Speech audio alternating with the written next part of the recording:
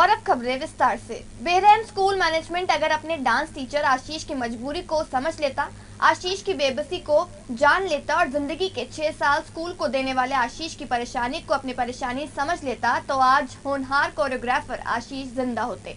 Fees के लिए बच्चों के अभिभावकों पर दबाव बनाने वाले स्कूल मैनेजमेंट टीचर्स को सैलरी देने के लिए तैयार नहीं है। अरबों खरबों रुपए कमाने वाले पब्लिक स्कूल मैनेजमेंट मोटी फीस वसूलकर टीचर्स के हक पर डाका डाल रहे हैं। सिटी हलचल लगातार एक मुहिम के रूप में ऐसे शिक्षकों की आवाज को उठा रहा है। हम सामने ला रहे हैं उन पब्लिक स्कूलों का कड़वा सच जो करोड़ों रुपए का बजट रखते हैं लेकिन स्टाफ का मानसिक उत्पीड़न कर रहे हैं। 6 महीने से सैलरी न मिलने से मानसिक रूप से परेशान दीवान इंटरनेशनल पब्लिक स्कूल के डांस टीचर आशीष ने सोमवार को फांसी लगाकर अपनी जान दे दी। आशीष के परिजनों को सांत्वना देने उनके सदर बाजार स्थित घर पहुंचे शिक्षक एमएलसी प्रत्याशी डॉक्टर कुलदीप मलिक ने स्कूल मैनेजमेंट पर सवाल उठाया और कहा कि वो हर तरह से आशीष के परिवार के साथ खड़े हैं। उन्होंने ये भी आरोप लगाया कि 28 साल के युवा ने स्कूल की मनमानी से परेशान होकर आत्महत्या कर ली, लेकिन किसी भी नेता या किसी भी सामाजिक संगठन के पदाधिकारियों ने उनकी सुध तक नहीं ली। वहीं कल तक मीडिया के सामने न आने वाले आशीष के परिजन मंगलवार को सामने आए और बोले कि दीवान इंटरनेशनल पब्लिक स्कूल ने उनके बेटे को मार डाला, क्योंकि लॉकडाउन और अनलॉक में ऑनलाइन क्लास लेने वाले आशीष लगातार स्कूल मैनेजमेंट से सैलरी देने के लिए मिन्नतें करते रहे, लेकिन बेरहम स्कूल को आशीष की बेबसी नजर नहीं आई और उसने मौत को गले लगा लिया।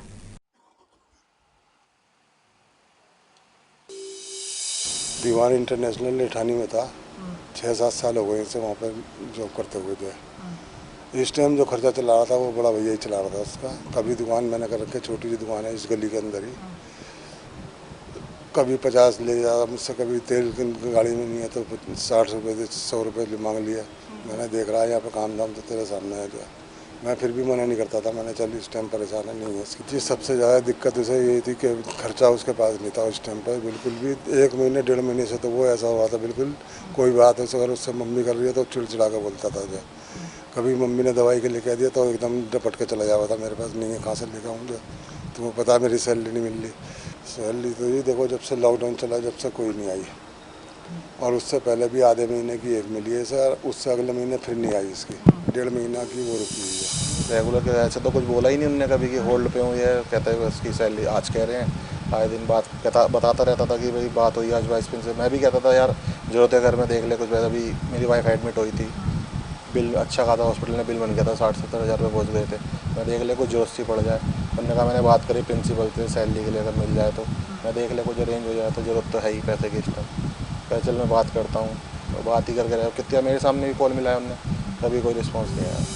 देखिए जैसा अभी मेरी बात हो रही थी, मेरी बाबूजी से बात हुई, मेरी आशीष के भाई से बात हुई, यहाँ पे बुआ जी बैठी है, आशीष के ताऊ जी बैठे हैं, जो भी इनका निर्णय होगा। और एक बात मैं आपके मीडिया बंधुओं के माध्यम से कहना चाहता हूं कि आज मेरठ की धरती पे मैं हूं और मेरठ की धरती पे इतने नेता है और ख़ास तौर से शिक्षक नेता है।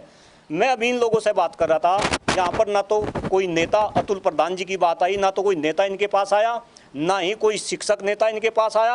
और यहाँ तक कि जो स्कूल जिस स्कूल में आशीष भाई कार्यरत थे पिछले 6 साल से, वहाँ का भी ना तो कोई शिक्षक और ना ही कोई मैनेजमेंट का आदमी आ पाया। क्यों भाई, क्या इंसानियत बिल्कुल ख़त्म होगी? क्या इंसान के अंदर का इंसान बिल्कुल मर गया?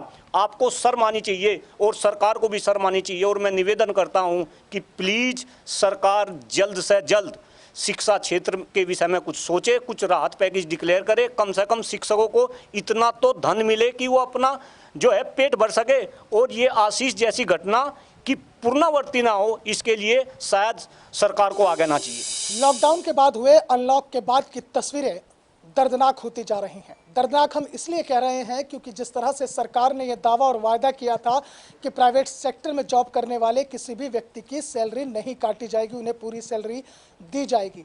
जिक्र करें प्राइवेट स्कूल्स का तो हालात बेहद ख़राब हैं। सिटी हलचल लगातार ऐसे टीचर्स की आवाज़ को उठा रहा है और उठाता रहेगा, और हमने कई स्कूल से ऐसे टीचर्स का डाटा भी कलेक्ट किया है जिनको पिछले काफ़ी समय से सैलरी नहीं मिली है, यानी कि जब से लॉकडाउन लगा है। दर्दनाक हादसा सैलरी न मिलने की वजह से हुआ है। सदर में रहने वाले और दीवान इंटरनेशनल पब्लिक स्कूल में होनहार डांस टीचर आशीष ने पिछले 6 महीने से सैलरी न मिलने की वजह से परेशान होकर अपनी ज़िंदगी को ख़त्म कर दिया।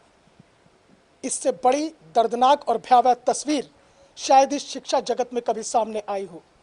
परिवार में पिताजी हैं, बड़े भाई हैं, बुआ हैं, ताऊ जी हैं, माता जी हैं, बड़ी बहन है जिनकी शादी हो चुकी है। परिवार को सांत्वना देने के लिए शिक्षक एमएलसी मेरठ सहारनपुर मंडल से प्रत्याशी हैं कुलदीप मलिक, वो पहुंचे हैं। अफसोस ये भी जाहिर कर रहे हैं कि ना तो दीवान इंटरनेशनल पब्लिक स्कूल का मैनेजमेंट का और स्टाफ का कोई भी व्यक्ति यहाँ तक आया और ना ही कोई नेता आया है। सवाल इसलिए भी उठने लाजमी है क्योंकि जिस 6 साल तक जिस स्कूल में दीवान इंटरनेशनल पब्लिक स्कूल में आशीष ने बच्चों को डांस की बारीकियां सिखाई और लगातार लॉकडाउन के दौरान भी वो आराम से नहीं बैठे बल्कि ऑनलाइन क्लासेस ले रहे थे, और बावजूद इसके वो हर रोज़ मैनेजमेंट से गुहार लगाते थे कि प्लीज़ मुझे सैलरी दे दीजिए, प्लीज़ मेरी सैलरी का इंतज़ाम करा दीजिए, क्योंकि परिवार का गुजर बसर नहीं हो पा रहा है। लेकिन अफसोस यह है कि ऐसे स्कूल मैनेजमेंट जो एक मोटा और अच्छा खासा बजट लिए बैठे हैं, उन्होंने आशीष की एक ना सुनी और एक घर का चश्मो चिराग हमेशा के लिए बुझ गया। सवाल ये उठता है कि क्या दीवान इंटरनेशनल पब्लिक स्कूल के खिलाफ कोई कार्रवाई होगी, क्योंकि परिवार कानूनी कार्रवाई की तैयारी में बैठा है। वीडियो जर्नलिस्ट संजय सिंह और अपने सहयोगी प्रत्युष शर्मा के साथ मोहसिन खान,